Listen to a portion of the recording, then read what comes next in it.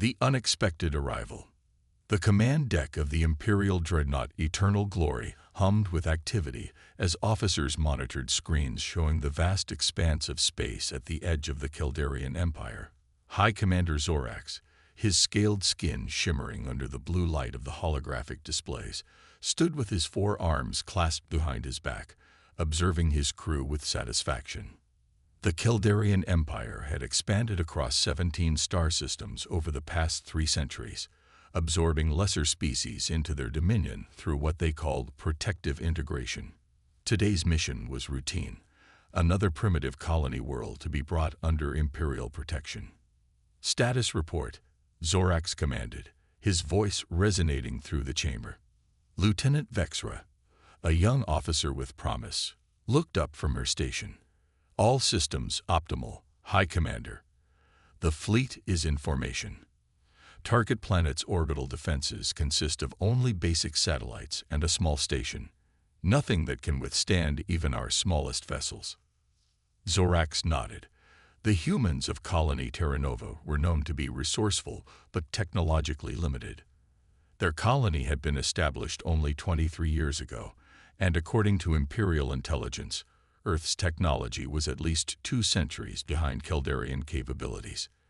Begin the approach sequence, Zorax ordered.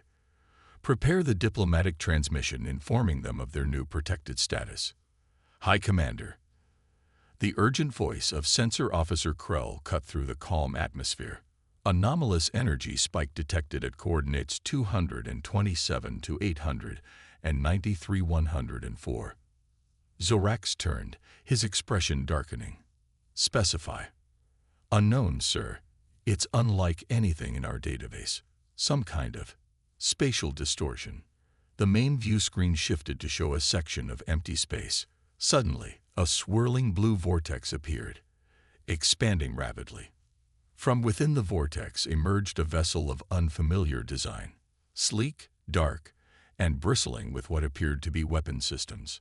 Impossible, whispered Zorax. No known species can generate stable wormholes for transit.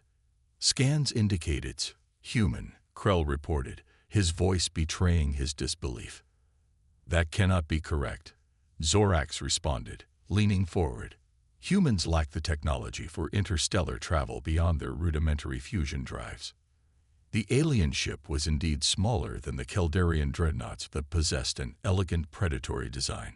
Its hull bore markings in human script, and prominently displayed on the side was UES Ricikoning, alongside the emblem of Earth, a blue sphere with landmasses. Open communications, Zorax ordered, composing himself. The Empire had faced unexpected developments before. This would be no different. The view screen flickered, revealing a human female with short auburn hair and piercing green eyes. She wore a crisp, dark uniform with silver insignia on the collar. This is Captain Alexandra Chen of the United Earth Ship Reckoning, she stated calmly. Your fleet is approaching a sovereign human colony. State your intentions immediately. Zorax studied the human captain. Her demeanor showed none of the fear or awe that representatives of lesser species typically displayed when facing Kildarian might. I am High Commander Zorax of the Kildarian Empire. We are here to extend Imperial protection to the human settlement on Terra Nova. Your presence is unexpected. Captain Chen's expression remained unchanged. The colony of Terra Nova is under Earth's protection. Your Imperial protection is neither requested nor required. Withdraw your fleet immediately. Murmurs spread across the command deck. No species had ever refused Kildarian protection, at least not after seeing the Imperial fleet. I don't believe you understand the situation, Captain, Zorax replied. The Kildarian Empire offers its protection to ensure peace and stability. Resistance would be unfortunate. I understand perfectly, High Commander, Chen responded. Perhaps you're the one who doesn't understand. Scan our vessel if you wish. Then decide if this is a confrontation you want. Zorax gestured to his science officer, who quickly performed a detailed scan of the human ship. When the results appeared on his personal display, Zorax felt something he hadn't experienced in decades. doubt. "Sir," the science officer reported quietly, "their hull composition includes materials unknown to our database. Their power signature suggests capabilities far beyond what our intelligence indicated humans possessed. And there's something strange about their propulsion system. It's generating quantum field patterns that shouldn't be possible without causing structural collapse. How did you acquire this level of technology?" Zorax demanded, returning his attention to the human captain. Chen smiled slightly. "High Commander, humanity has learned over centuries that appearing less advanced than we are has strategic advantages. While your empire has been watching us, thinking us primitive, we've been watching you too, and preparing." On the bridge of the reckoning, Captain Chen maintained her composed expression, though internally she felt the weight of the moment. This confrontation had been planned for years, but now that it was happening, the stakes felt impossibly high. "Weapons status," she asked her tactical officer, Lieutenant Commander Jackson. "All systems operational, Captain," Jackson replied. "Phase cannons charge. Quantum torpedoes ready. Shields at maximum." Chief Engineer Roshan Patel approached from the rear of the bridge. "The displacement drive is stable, Captain. We can initiate another jump if necessary, but I'd recommend at least 30 minutes between jumps to prevent core destabilization." Chen nodded. Earth's scientists had developed the displacement drive in secret, allowing ships to create temporary wormholes for near-instantaneous travel. It had taken decades of research, but the advantage it provided was worth every resource invested. "They're scanning us again," reported Lieutenant Hayes from the science station. "More thoroughly this time." "Let them," Chen responded. It's time they understood who they're dealing with. Back on the Eternal Glory, Zorax was receiving increasingly concerning reports. The scan results showed weapons systems of unprecedented sophistication. Most alarming was the power source. It contained quantum field that theoretically could generate enough energy to destroy a small moon.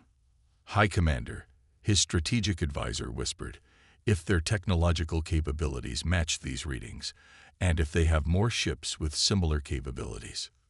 Zorax understood the implications.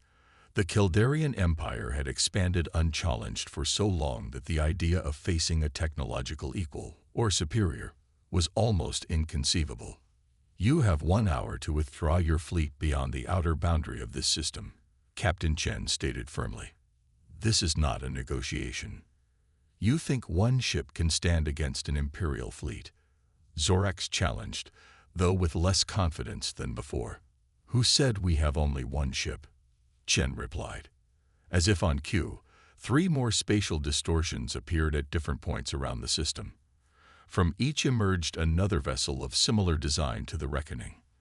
"The UES Defiance, Intrepid, and Sovereign have joined us," Chen explained. "They carry the same capabilities as my vessel. I suggest you consider your next move carefully, High Commander." Zorax felt the atmosphere on his command deck shift from confusion to concern. 4 ships against an Imperial fleet would normally be no contest, but these human vessels represented technology that could potentially neutralize Kildarian advantages. "The Imperial Council must be informed," his first officer advised. "This changes everything we believed about the power balance in this sector." Zorax's mind raced with implications. If humans had kept such technological advancement hidden, what else might they be concealing? The Empire had built its expansion strategy on the assumption of technological superiority.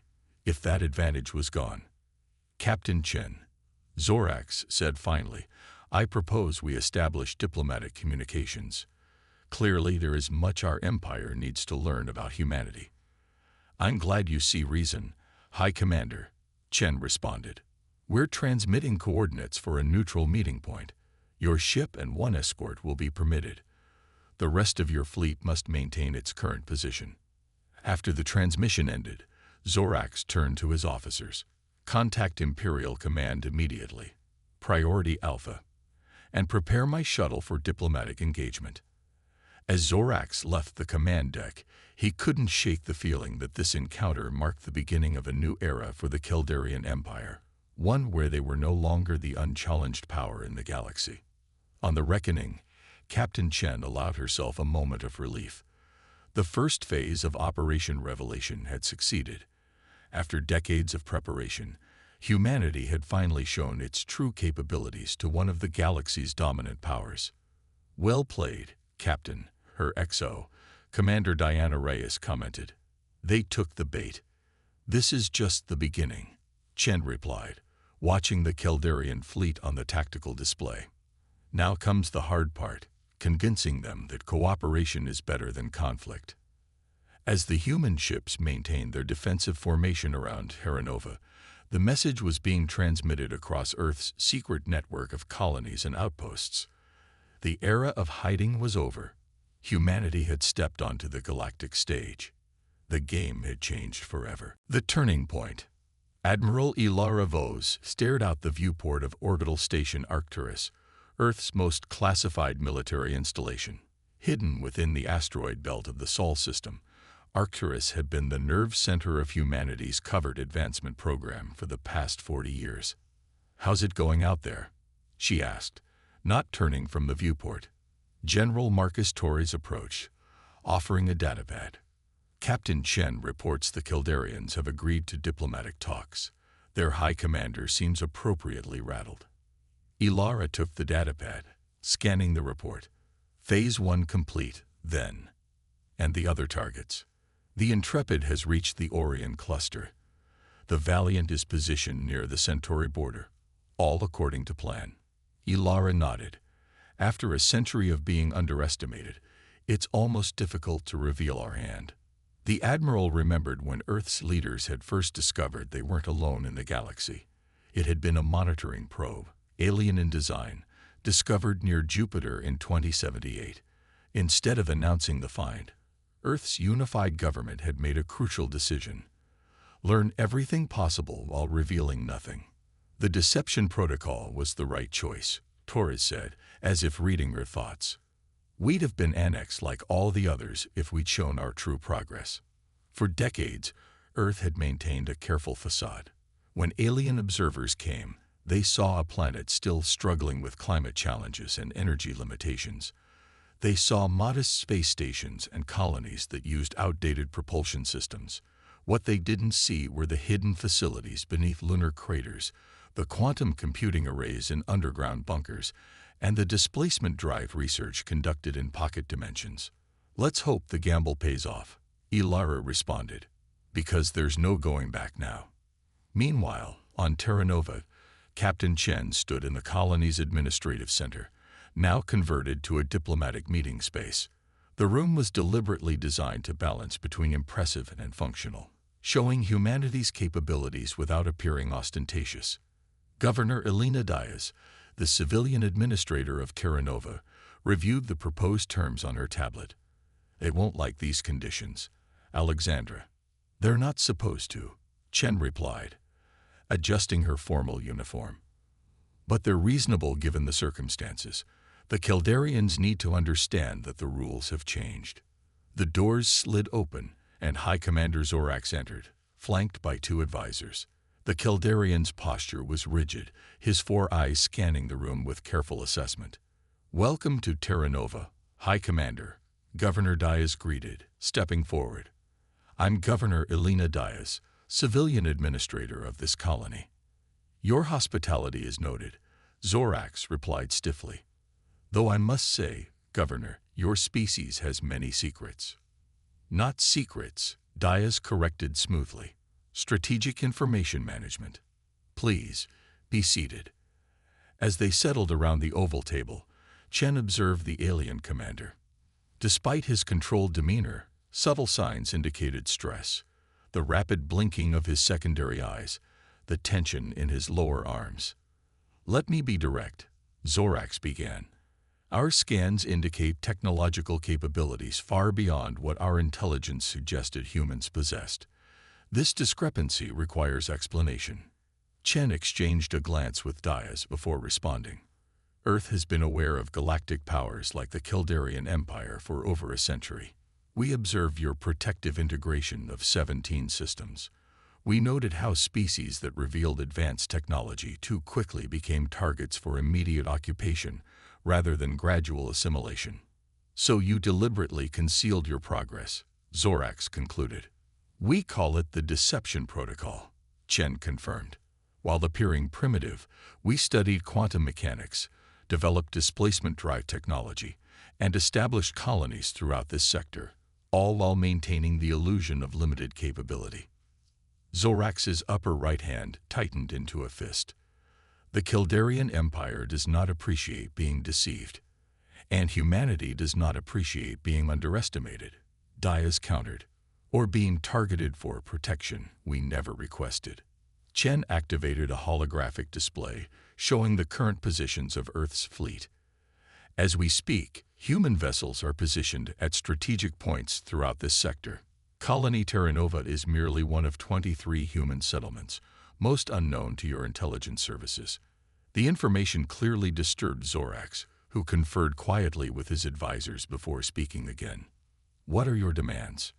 Chen smiled slightly. Not demands, High Commander. Proposals for coexistence.